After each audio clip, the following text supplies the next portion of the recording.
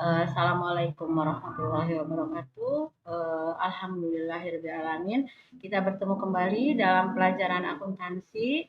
Yang terakhir kita ketemu di eh, materi tentang neraca saldo. Nah, sekarang kita lanjutkan materinya yaitu materi jurnal penyesuaian. Nah, di dalam jurnal penyesuaian ini kita nantinya akan selalu terhubung dengan neraca saldo. Kenapa? Karena jurnal penyesuaian dibuat setelah neraca saldo disusun. Nah, kita lihat dulu ya. Kita lihat dari pengertiannya. Pengertian dari jurnal penyesuaian adalah jurnal yang dilakukan di akhir periode akuntansi setelah neraca saldo disusun. Nah, itu. Jadi, jurnal penyesuaian termasuk ke dalam siklus akuntansi pengikhtisaran. Jadi, yang pertama kan siklus akuntansi itu adalah pencatatan, kemudian penggolongan, pengikhtisaran, kemudian pelaporan. Nah, jurnal penyesuaian ini termasuk ke dalam pengikhtisaran. Dilakukan setelah neraca saldo disusun. Neraca saldo disusun di akhir periode. Dan jurnal penyesuaian pun sama, disusun di akhir periode. Kemudian, nah ini, kenapa sampai kita harus membuat jurnal penyesuaian? Tujuannya yaitu untuk menyesuaikan nilai nominal yang ada di neraca saldo dengan keadaan yang sebenarnya. Jadi, apa yang ada di neraca saldo itu belum tentu mencerminkan keadaan yang sebenarnya. Tapi bukan berarti apa yang ada di neraca saldo itu salah. Tidak salah karena neraca saldo berpedoman kepada buku besar. Kemudian buku besar berpedoman kepada jurnal umum. Jurnal umum berpedoman kepada transaksi. Nah, setelah dilakukan dari jurnal umum kemudian ke buku besar kemudian ke neraca saldo dan akhirnya neraca saldo itu disusun dan dalam keadaan yang sama debit dan kreditnya, maka harus dilakukan penyesuaian karena ada akun-akun yang tidak sesuai dengan keadaan yang sebenarnya. Contohnya seperti akun-akun ya perlengkapan, kemudian beban yang masih harus dibayar atau pendapatan yang masih harus diterima. Jadi sekali lagi bahwa apa yang ada di neraca saldo itu belum tentu mencerminkan keadaan yang sebenarnya. Tapi bukan salah ya, ini bukan salah. Kemudian selanjutnya kita lihat. Nah, ini yang memerlukan penyesuaian. Yang pertama adalah perlengkapan.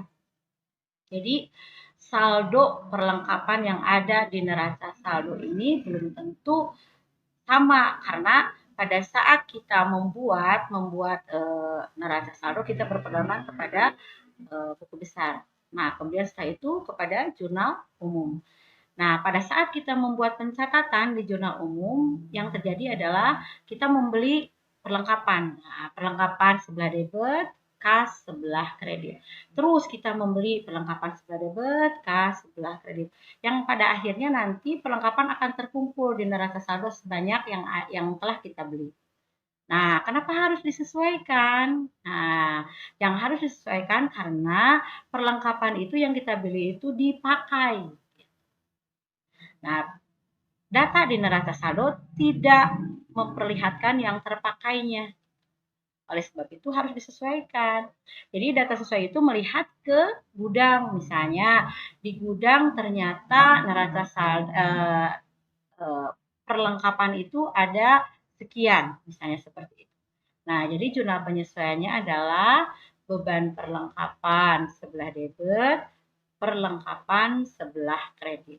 Jadi perlengkapannya dipindahkan ke sebelah kredit sebanyak nilai dari perlengkapan yang terpakai. Nah itu ya.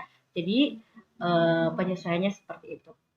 Kemudian yang kedua, penyusutan aktiva tetap. Nah, aktiva tetap itu kan seperti kita ketahui ada peralatan, ada gedung, ada mesin, ada kendaraan, ada tanah. Nah, kecuali tanah tidak disusutkan. Nah, kenapa disusutkan? Karena jangka waktu pakainya itu lama. Gitu. Tapi barangnya tetap ada. Jadi contoh peralatan, misalnya meja. Nah, meja dibeli misalnya seharga 500.000. untuk 2 tahun misalnya. Nah, pada bulan pertama meja dipakai pasti itu menyusut gitu. Nah, itu penyusutannya harus dihitung berapa. Nah, jurnalnya yaitu beban penyusutan peralatan, akumulasi penyusutan peralatan. Nah, ini disesuaikan dengan yang disusutkan. Kalau yang disusutkannya peralatan seperti ini. Kalau yang disusutkannya gedung misalnya berarti beban penyusutan gedung, akumulasi penyusutan gedung. Biasanya dalam bentuk persen, misalnya gedung disusutkan sekian persen per tahun. Nah, peralatan disusutkan sekian persen per tahun. Nah, itu jurnal penyusunannya seperti itu. Kemudian, nah ini nomor 3 yang memerlukan penyesuaian juga adalah beban dibayar di muka. Jadi beban dibayar di muka itu ada 2. Ada yang dicatat sebagai harta, ada yang dicatat sebagai beban. Nah, ini transaksinya itu ada sewa, iklan, sama asuransi. Nah, yang dicatat sebagai harta, cirinya adalah ada dibayar di muka. Jadi di neraca saldo itu disajikan akun titik-titik dibayar di muka, misalnya sewa dibayar di muka, iklan dibayar di muka, asuransi dibayar di muka. Nah, itu tuh dicatat sebagai harta. Nah, kalau dicatat sebagai beban di neraca saldonya ada beban di depannya. Beban sewa, beban iklan, kemudian beban asuransi. Nah, gimana perlakuannya? Nanti akan kita lihat di contoh soal. Oke. Kemudian, kalau dicatat sebagai harta, nah seperti tadi di neraca saldo ada titik-titik dibayar di muka. Contohnya ini, sewa dibayar di muka. Nah, itu. Jadi, pada saat kita membuat zona umum, transaksinya adalah sewa dibayar di muka, kas. Nah, pada saat kita menyesuaikan, sewa dibayar di mukanya, pindahkan ke sebelah kredit, dan sebelah debitnya adalah pasangannya. Pasangan dari sewa dibayar di muka adalah beban sewa. Angkanya adalah sebanyak yang terpakai.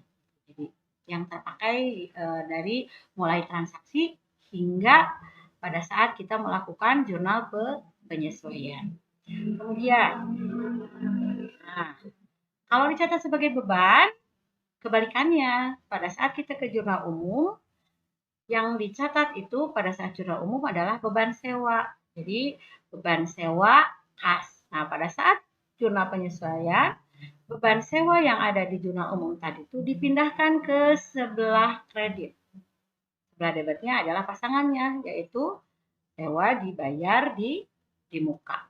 Tuh, itu rada gak salah ya, beban iklan. Sebanyak yang belum terpakai.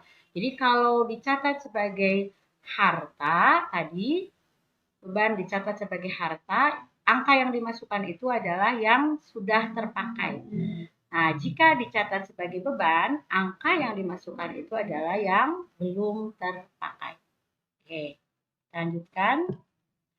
Kemudian yang memerlukan penyesuaian juga adalah beban yang masih harus dibayar. Jadi pada saat kita melakukan jurnal penyesuaian di akhir periode, ada beban yang masih harus dibayar, misalnya gaji yang masih harus dibayar. Berarti beban gaji sebelah debit, utang gaji sebelah kredit. Atau misalnya bunga yang masih harus dibayar, berarti beban bunga sebelah debit, utang bunga sebelah kredit. Atau misalnya sewa yang masih harus dibayar, berarti beban sewa sebelah debit, utang sewa sebelah kredit. Sebanyak yang ada, nilainya yang ada yang harus dibayar berapa.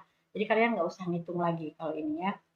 Selanjutnya, ada pendapatan yang masih harus diterima. Nah, pada akhir periode akuntansi masih ada pendapatan yang harus kita terima. Nah, kalau tadi yang harus dibayar berarti kaitannya dengan beban dan utang.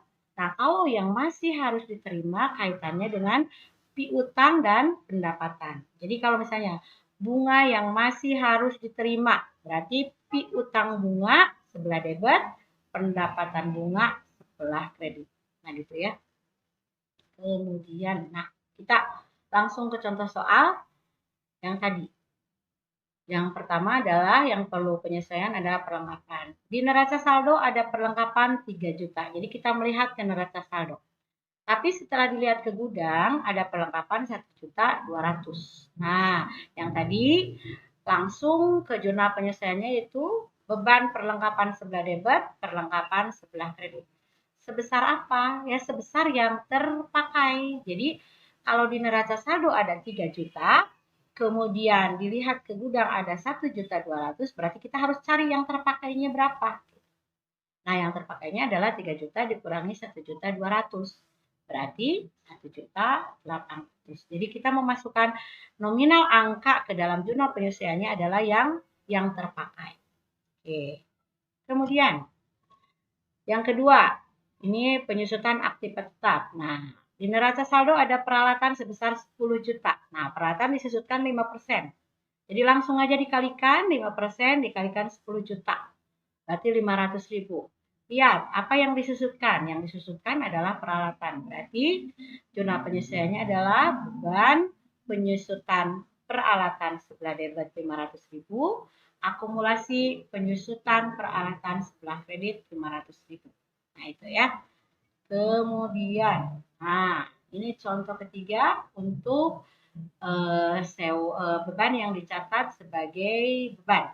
Nah, kita lihat contohnya di neraca saldo ada beban sewa. Jadi kalau di neraca saldo ada beban sewa berarti dicatat sebagai beban. Kemudian kita langsung buat JP-nya. Bebannya di neraca saldo sebelah debit. Langsung pindahkan ke sebelah kredit.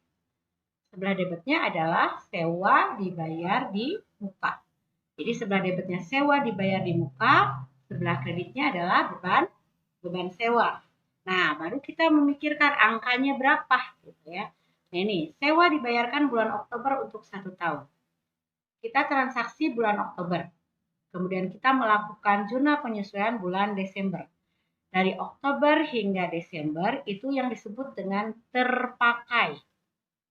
Maka kita lihat Oktober, November, Desember. Berarti terpakai. 3 bulan yang terpakai. Nah, untuk beban yang dicatat sebagai beban yang harus dimasukkan adalah yang belum terpakai. Nah, kita yang terpakai 3. Kemudian kita cari yang belum terpakai berapa. 1 tahun 12 bulan. Berarti 12 bulan dikurangi 3 bulan. Berarti yang belum terpakai adalah 9 bulan. Jadi perhitungannya adalah 9 per 12 kali 2.400.000. 9 itu dari yang belum terpakai, per 12 itu adalah dari jangka waktu sewa yang 1 tahun. 2.400.000 adalah angka beban sewa yang ada di neraca saldo. Hasilnya adalah 1.800.000. Kemudian, nah ini contoh keempat. Nah ini di neraca saldo ada harusnya ini ada sewa dibayar di muka. Ya, jadi di neraca saldo ini harusnya ada sewa dibayar di muka. Saya salah stik ya. Ada sewa dibayar di muka sebesar 2.400.000. Sewa dibayarkan bulan Oktober untuk 1 tahun. Nah, kita lihat Oktober, November, Desember. Kalau dicatat sebagai harta karena di neraca saldonya ada sewa dibayar di muka berarti dicatat sebagai harta. Maka sewa dibayar di mukanya simpan ke sebelah kredit. Sebelah debitnya adalah beban sewa. Angka yang dimasukkan adalah angka yang sudah terpakai. Yang sudah terpakai Oktober, November, Desember. Berarti 3 bulan. Langsung aja. 3 per berapa untuk berapa tahunan? Untuk 12 bulan. Berarti 3 per 12 kali 2.400.000. Nah, jadi penyesuaiannya adalah beban sewa 600, sewa dibayar di muka 600. Nah, selanjutnya nih untuk contoh beban yang masih harus dibayar nih. Gaji yang masih harus dibayar 1 juta. Langsung aja masukkan beban gaji kemudian utang gaji. Karena yang masih harus dibayar kaitannya dengan beban dan utang. Kemudian, nah ini yang terakhir.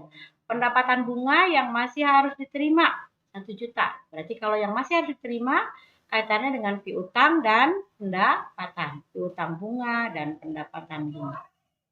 Nah itu anak-anakku sekilas tentang jurnal penyesuaian. Mudah-mudahan kalian bisa